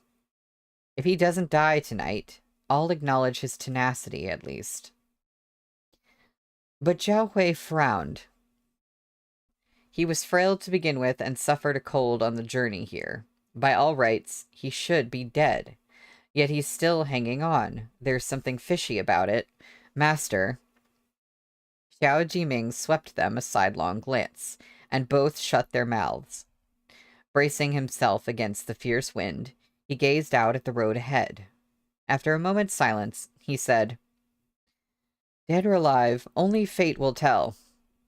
The wind howled, sending the metal wind chimes under the eaves along the street rattling. The sound seemed to chase away the specter of doom that had closed in around them. Sitting steady atop his horse, Xiao Jiming calmly spurred his mount onward. Zhao Hui leaned forward and hurried to catch up. Beneath his helmet, Xiao Qiye's expression was inscrutable. Lu Guangbai punched him on the shoulder. Gotta hand it to your brother. Xiao Qiye gave him the ghost of a smile. Fate, huh? That's the end of the chapter. Who thinks that Xiao Qiye actually meant to kill him with that kick? And who thinks he's bluffing for some reason? Then again, I also think it sounds like someone is... I don't know how. I don't know if someone, like, secretly is giving Xiao Qiye medicine. But I feel like he would remember that. But that's all. I'm just... Thoughts. Yeah, I obviously don't say anything. I'm just thinking out loud. So... We are on page 51 for chapter 5, which is called Frontline. Well, medicine leaked from the corners of Shen Zichuan's lips and soaked the front of his robe. That does answer one of my questions. The physician was so anxious he couldn't mop the sweat from his brow fast enough. If he can't swallow the medicine, he's not going to make it. Ge Qing watched Shen Zichuan with the hand on his scabbard. Is there nothing else you can do? The physician's hands trembled around the medicine bowl, the spoon clattering against the rim. He kowtowed, knocking his head against the ground. It can't be done. He won't make it. My lord should prepare a straw mat for his burial with all haste. Ge Qing frowned. Keep trying, he said, and turned to step out the door. Just outside, Jilei stood by. Ge Qing bowed. Your Excellency, the physician says he's a goner. Jilei crushed a peanut shell in his hands and blew the dust away. Has he breathed his last? Still hanging on, Ge Qing replied. Jilei folded his hands behind his back. Keep an eye on him. Make sure he signs the written confession before he croaks. Ge Qing nodded and watched Jilei leave. He stood in the courtyard for a moment, then turned to a subordinate beside him. Call the footman over. A short while later, a hunchback footman wrapped in coarse linen pushed a cart into the courtyard. Night had fallen, and the imperial prison was under tight security. Ge Qing held the lantern up to scrutinize his face, then motioned for the man to follow him. The physician had left some time ago. A single oil lamp cast its glow over the room where Shen Zichuan lay on a cot, his face drained of color and his limbs cold as a corpse. Ge Qing stepped aside and said to the footman, Ji Shu, he's here. There's a footnote for Ji Shu. Shu, a suffix meaning uncle, can be used to address unrelated older men. Slowly, the man stripped away the linen bundled around his head to reveal a face disfigured by fire. He stared at Shen Zichuan, took 2 steps forward, and stretched out a trembling hand to stroke Shen Zichuan's hair. When he saw how thin and bloodied the young man was, he began to weep, tears shining on his scarred cheeks. Chuan Er, Ji Gong whispered hoarsely, Shifu is here. Ge Qing blew out the lamp. Don't worry, Jishu. Ever since the men from the prison learned he was your disciple, they've kept close watch. The interrogations looked harsh, but they didn't inflict serious injury. For your sake, our brothers were very careful with him during the flogging. Even 20 of those strikes wouldn't have named him. But the eunuchs overseeing the punishment have sharp eyes. We didn't dare make it obvious. Third Lady Hua came just in time. Otherwise, Pan Gong would have gotten suspicious. I will surely repay this kindness. Tears streamed down Ji Gong's careworn face. The years had been hard on him. His hair was already half white. Jishu, how can you say that? Ge Qing exclaimed. What our brothers have repaid is the kindness of your guidance and the debt we owe you for saving our lives. He sighed again. Who could have expected a wild card to storm in out of the blue?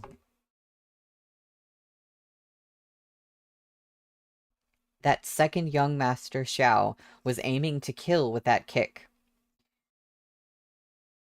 Guess that answers my other question. Jishu, can he be saved?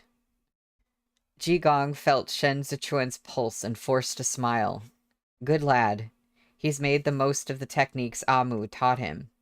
He hasn't reached the point of no return.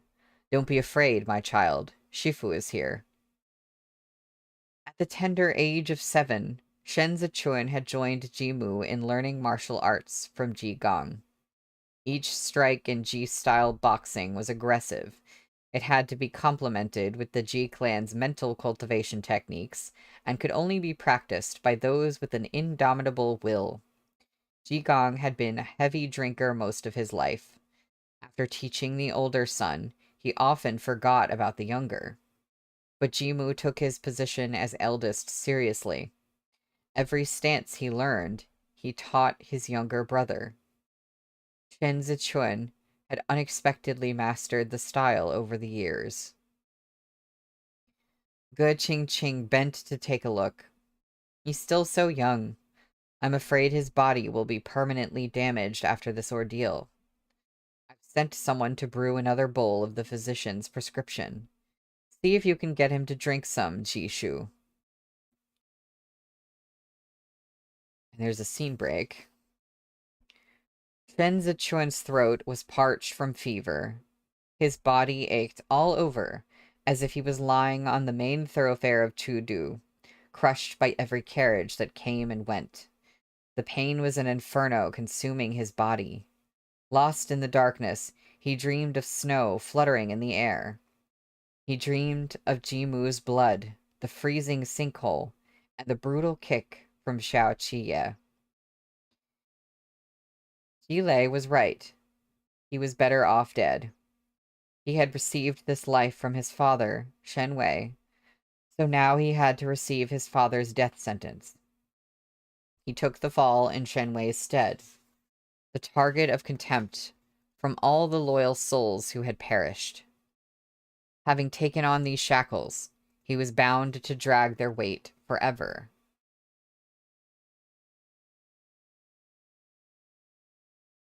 But he couldn't take it lying down. Someone pried his teeth apart, and warmth rushed into his throat. The bitterness of the medicine made Shen Zichuan's eyes water. He heard a familiar voice and struggled to open his eyes. Ji Gong wiped the young man's tears with calloused fingers. Chuan Er, it's Shifu. A sob caught in Shen Zichuan's throat. He choked out the medicine alongside his tears. He hooked his finger on the hem of Jigong's robe and gritted his teeth, fearing it was a fever dream. Jigong turned his scarred face away from the light of the lamp. You have to live, Chuan Er. You're all I have left in this ignoble life. Tears poured from Shen Zichuan's eyes and streamed down his cheeks. He looked up at the pitch-black ceiling and murmured, Shifu. The wind outside was howling. Shen Zichuan's gaze gradually focused, and a ferocious glint appeared. I won't die, he said hoarsely. Shifu, I won't die. The next day, the Xiande Emperor rewarded the troops with a feast. Besides providing for the Libei armored cavalry and Qidong garrison troops encamped outside the capital, the palace hosted a formal banquet for the commanders and generals, with court officials in attendance. Arrayed in his court attire, Xiao Qiye overshadowed the delicate scholars around him as he took his seat. He, like the embroidered beasts clawing at the clouds on his robe, radiated intensity. Yet that careless persona reared its head again the moment he sat down. The civil officials enjoying the wine couldn't help stealing glances at Xiao Qiye. A tiger would not beget a dog. How was it that the heir of Li Bei took after his father, but the younger son turned out like this? Sharing an unspoken understanding, these officials began to pick apart Xiao Qiye's every move. Wonder what that unspoken understanding is. The air of wild frivolity emanating from him practically struck them across the face. In contrast, Xiao Jiming, sitting straight-backed in the seat of honor, might have come from a whole other world. Don't think this doesn't involve you, Lu Guangbai remarked from his seat beside Xiao Qiye. Since His Majesty rewarded you, he's sure to call on you later. Xiao Qiye rotated some walnuts listlessly in his palm. Lu Guangbai turned to look at him. You went out drinking last night. Just making merry before this Hongmen banquet. Xiao Qiye sank shapelessly into his seat. Now I'm ready. If anyone takes a swipe during the sword dance, I can enact a drunken rescue. Wouldn't that be great? Very well. Lu Guangbai poured himself another cup. But drinking is bad for your health. If you want to make your mark as a general, best give up this vice. Xiao Qiye sighed and tossed a walnut to Lu Guangbai. I was born at the wrong time. With the 4 generals taking their places around the nation, there's no room for me to play hero. If you ever find yourself unable to go on, let me know in advance. It won't be too late for me to kick the habit then. In that case, I'm afraid you'll have to wait, said Lu Guangbai, and they laughed together. As the banquet went on, conversation turned to the Shen clan of Zhongbo.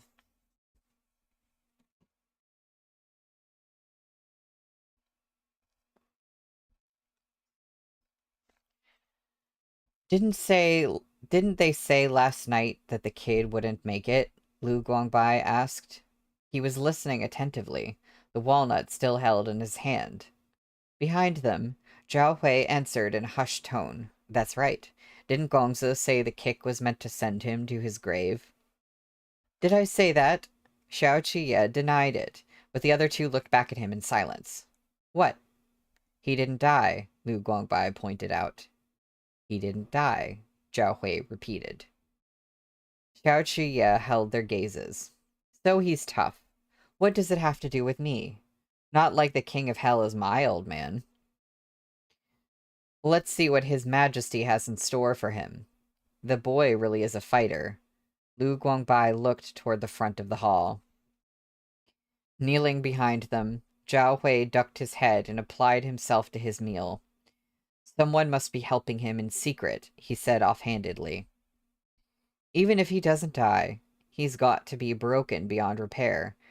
Xiao Qiye glanced coldly at the Hua clan's tables nearby. The Empress Dowager is old. The most she can do now is devote herself to grooming a stray dog. What a farce. Zhao Hui somberly stuffed a spare rib into his mouth. After a few rounds of toasts, when the atmosphere was relaxed and convivial, the Xiande Emperor spoke. Jiming. Xiao Jiming rose to his feet and bowed, awaiting the Emperor's pronouncement. The Emperor slumped in his throne, as if he'd had one cup too many. On the matter of Shen Wei's failure, there is no conclusive evidence he colluded with the enemy. That Shen... It's Shen Zichuan, your majesty. Pan Rugui bent over and whispered. The Emperor paused, but instead of continuing, he turned to the Empress Dowager and asked, "What does Imperial Mother think?" A solemn silence descended over the hall as the entire court of civil and military officials lowered their heads to listen. The Empress Dowager wore a wide band of fine black silk around her head, embroidered with cloud-dwelling dragons and dripping with strings of pearls. Pearl ropes hung from her ears on golden hooks, embellished with emerald leaves, and capped with pearls as big as chestnuts. She was the picture of poise on her high seat, the streaks of frost in her glossy hair the final touch of dignity. Not a soul in the banquet hall dared raise their head to look at her. Our morale suffered a serious blow during the attack on Zhongbo because Shen Wei lost his nerve, the Empress Dowager said. But his fear of judgment led him to self-immolate, and his descendants have all died in the battle. Only the singular son of common birth is left. It goes against grace and righteousness to eradicate his entire clan. Why shouldn't we preserve his life and teach him gratitude? The banquet hall was silent. This subject finds it inappropriate. Lu Guangbai suddenly raised his voice. He took 3 steps forward and knelt in the middle of the hall. Her Majesty is merciful, but Zhongbo is unlike battles past. Perhaps there is no evidence that Shen Wei colluded with the enemy, but the suspicion remains. This young man is Shen Wei's last descendant. If he is allowed to survive, he may well live to become a serpent under our own roof. The Empress Dowager studied Lu Guangbai. Your father, the Earl of Biansha, has guarded the desert for decades. Yet even he has not emerged victorious from every battle. My father is not invincible, Lu Guangbai replied. Nevertheless, in the decades of his command, no enemy has penetrated so deep past the borders of the Bianjun commandery. The pearls hanging from the Empress Dowager's ears swayed gently. It's precisely for this reason that we must teach the child etiquette and virtue, so he may understand the disastrous consequences of this war. How easy it is to kill a man. The Biansha horsemen trampled the fields of Zhongbo and slew tens of thousands of our people. We have yet to seek redress from them for the humiliation of our nation. What guilt could a cast-off child have? This subject finds it inappropriate as well. The Deputy Grand Secretary of the Grand Secretariat, Hai Liang Yi, had remained quiet all this while. Now he braced himself on the table to stand, then knelt before the throne. Her Majesty is gracious and merciful, but this is no trivial matter. Even if Shen Wei did not conspire with the enemy, he still deserved a beheading after such a defeat. Moreover, this boy has been tried and interrogated thrice, and his statements are contradictory and illogical. He insists Shen Wei had no congress with the enemy, but as a son of common birth raised far from the manor, how would he know what Shen Wei did or did not do? The boy is cunning by nature and not to be trusted. General Liu is right. If we keep the last remnant of the Shen clan alive, he will one day be a scourge under this very roof. The Empress Dowager was unruffled. Please rise, Secretariat Elder Hai. Pan Rugui helped Hai Liang Yi to his feet, and the Empress Dowager continued. It is as my dear ministers have said. It seems that my views have been colored by my feelings. I will leave the decision on this matter to His Majesty. Aspen, right. So they acknowledge he has nothing to do with it?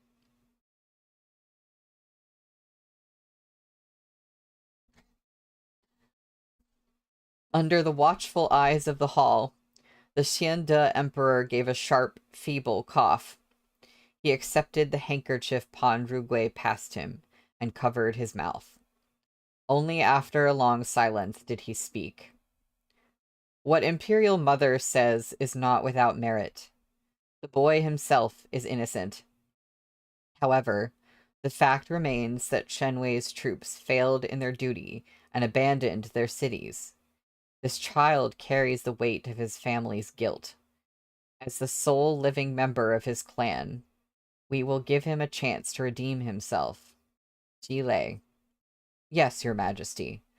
Confine the boy at the Temple of Guilt. Sounds fun.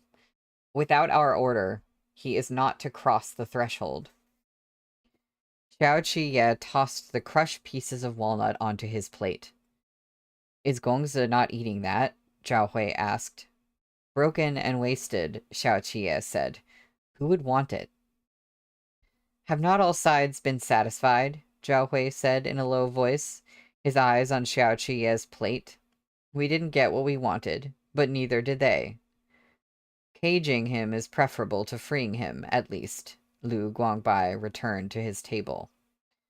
Not necessarily, Xiao Qiye pointed to himself. Am I not caged as well? And thank goodness for that, Lu Guangbai and Zhao Hui chimed in unison. And that is the end of the chapter. Oh, and it's 5:07. I don't have to scurry away this second, but I do just need to wrap things up now.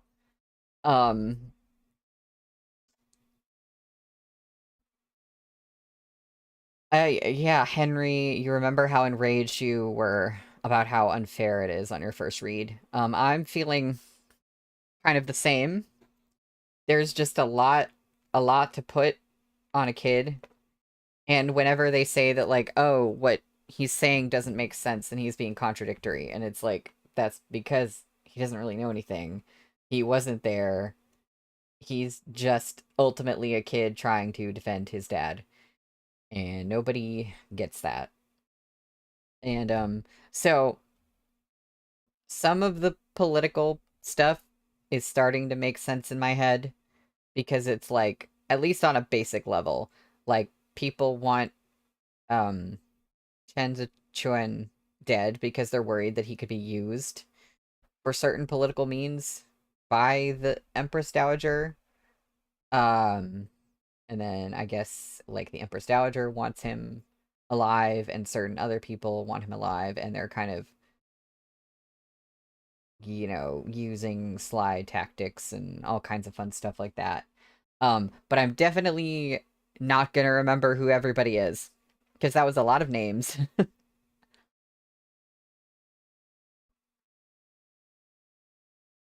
Oh, Henry, you said you didn't read it as him trying to defend his dad for filial reasons, but just to survive.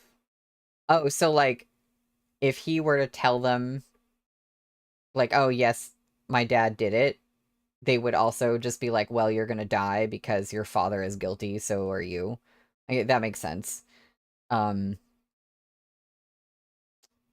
all sides have been satisfied. So yeah, there's probably more than just two sides. There are multiple sides in this.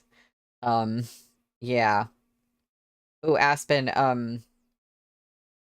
well, after reading Remnants of Filth, I'm sort of cautious about looking at the index and looking at the character names in the index because um there was a spoiler that had to do with like a name explanation in the index of Remnants of Filth. And so now I'm like, I don't want to look at the index. Literally, like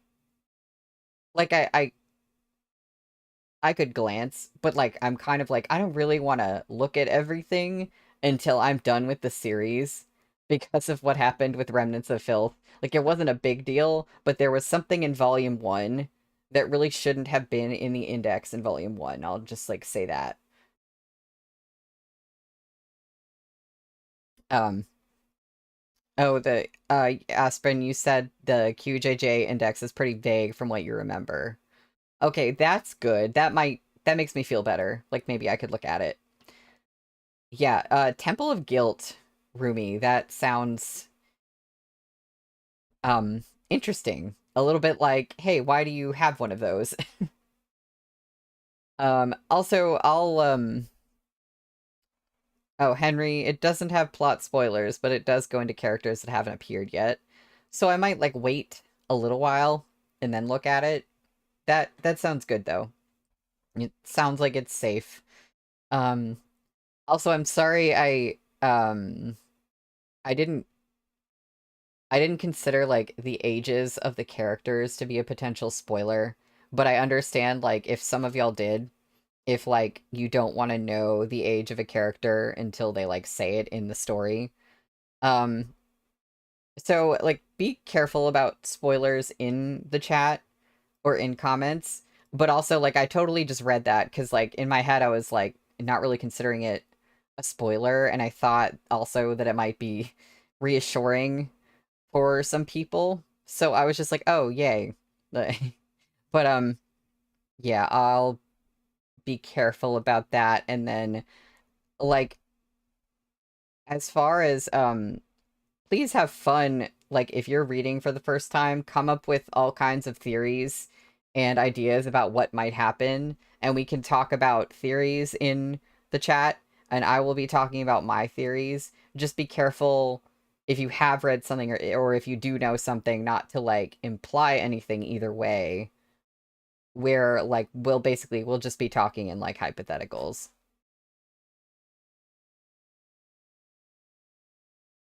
Yeah, Henry, that makes sense. Like it's not really like a big spoiler, but it's nice to get the info from the story itself. Um, Rumi, thanks to Meat Bun, she has made us skeptical about anything that is implied. That is, yes. Um, Meat Bun, and then I also feel that way from reading Captive Prince. Just like be skeptical of like any random what feels like a throwaway line is just like now hold on. Um I do think that's just good writing in general, but it depends a little on the genre and stuff. But like, I, I'm I'm definitely like even more sensitive now to like every other line. I'm like, is this implying something? Um, Also tell me if I'm imagining it, but I feel like this book has a lot more like so far. I feel like it has a lot more dialogue than I guess compared to Meat Bun at least. That's the Danmei author that like I've been reading a lot of. And I feel like it's descriptive, but it feels like a little bit less description and like a lot of dialogue. Oh, do I need to turn my volume up? Is anyone having issues with the volume? Because the one thing I have in OBS is like it shows my audio level and there are like levels. So there's like green and then yellow and red. And I'm consistently going into the yellow and I don't want to go into the red. So I also don't want to be too loud. I don't know, everybody's audio situation is different, so I just want to be at a good like consistent level that like everybody can get it to where they want, you know? Um but I could make it like a little bit louder next time. I just need to like tweak some settings. Okay. I'll mess with some settings and make it like the tiniest bit louder maybe next time, and y'all could tell me if it's like too much. Um, yeah. I know that stuff is very particular, and it's hard for me to tell how it's going to end up sounding on somebody else's end. Um, so anyway,